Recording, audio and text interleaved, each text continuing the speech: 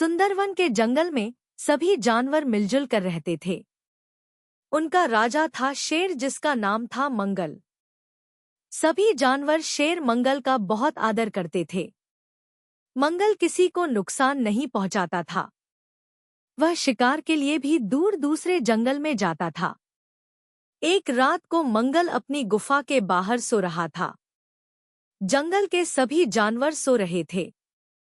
तभी मंगल को खाने की खुशबू आई। उसे भूख लगने लगी।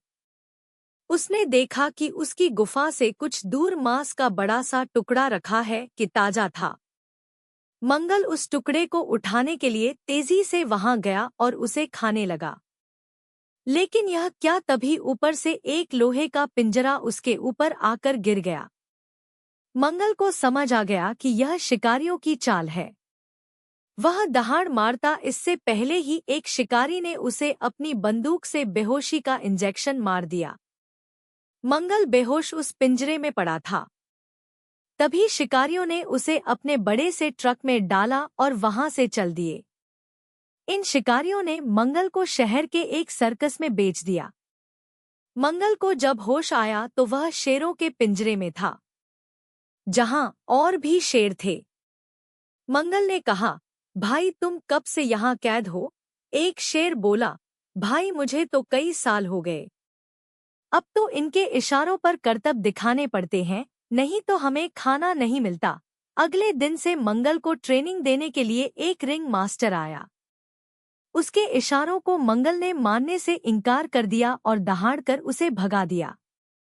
इससे नाराज होकर सर्कस के मालिक ने उसका खाना पानी बंद कर दिया। मंगल भूखा पिंजरे में पड़ा पड़ा कमजोर हो रहा था। अब उसकी आंखें बंद होने लगी थी। इधर जंगल में जब पता लगा कि उनके राजा शेर मंगल का अपहरण हो गया है तो सभी जानवर परेशान हो गए। भोलू हाथी ने सबको इकट्ठा किया और कहा, हमें अपने राजा को छुड़ा कर लाना होगा। उन्हें ढूंढना होगा। उसकी बात सुनकर सभी जानवरों ने हाँ में सर हिलाकर सहमति जताई। तभी जंगल की ताई मीना लोमड़ी ने कहा, यह बात तो ठीक है, लेकिन पहले पता तो लगे वे कहाँ हैं और किस हाल में हैं। उन शिकारियों ने उनका शिकार कर लिया या उन्हें कहीं बेच दिया।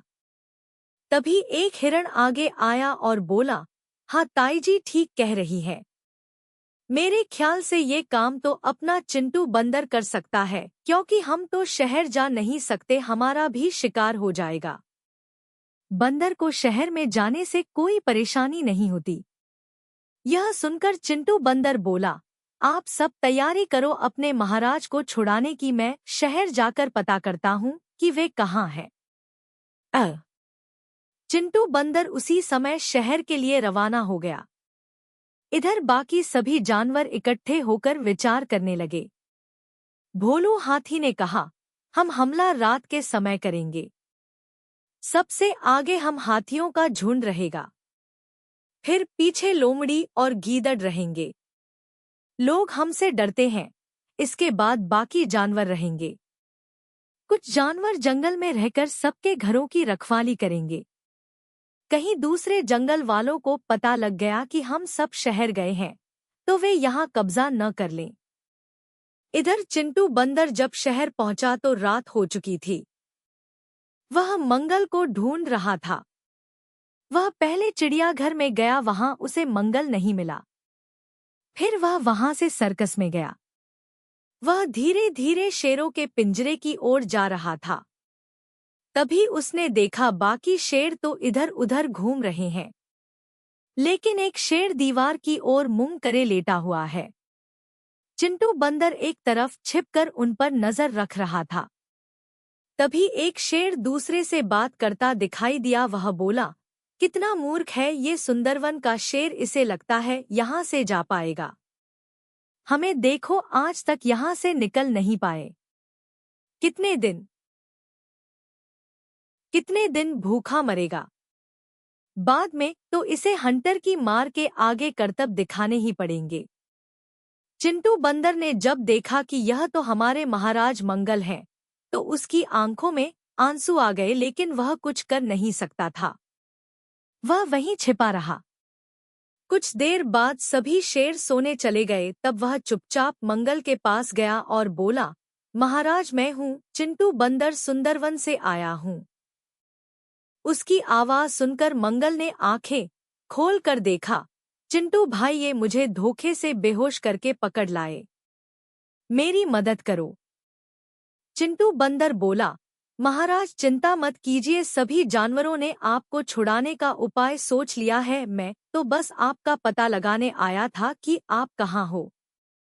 कल रात को हम यहाँ हमला कर देंगे और आपको छुड़ा कर ले जाएंगे। रात में चिंटू बंदर जंगल वापस लौट गया। उसने जंगल में जाकर सारी बात बता दी। उसकी बात सुनकर जंगल के सभी जानवर बहुत गुस्सा हो गए।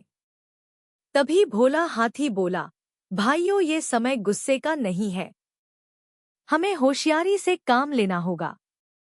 चुपचाप रात को हमला करेंगे।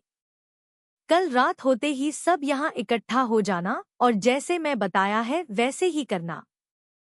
चिंटू बंदर हमारे आगे आगे पेड़ों पर चलेगा, जिससे किसी भी खतरे को दूर से देख सके। अगले दिन रात को सभी जानवर इकट्ठा होकर शहर की ओर रवाना हुए। शहर पहुंचकर जब वे सर्कस के सामने पहुंचे तो वहां के चौकीदार ने शोर मचाने के लिए जैसे ही सीटी निकाली, चिंटू बंदर ने उसे झपट लिया। फिर एक गीदड़ ने उस पर हमला कर दिया और उसे बेहोश करके वे आगे बढ़े। शेरों के पिंजरे में पहुंचे तो सभी शेर इतने जानवरों को देखकर आश्चर्यचकित रह गए। भोलू हाथी ने अपनी सूंड से पिंजरे का गेट तोड़ दिया। सभी शेर बाहर आ गए। उनमें से एक बोला, मंगल भाई हमें भी अपने साथ ले चलो, हमारा कोई ठिकाना नहीं है। मंगल बोला, ठीक है, लेकिन तुम मेरे जंगल के किसी भी सदस्य को नुकसान नहीं पहुंचाओगे, वादा करो। सभी शेरों ने वादा किया। सर्कस में इतने शोर से सर्कस के मालिक और सभी काम करने वाले जाग गए। रिंग मास्टर भी आ गया।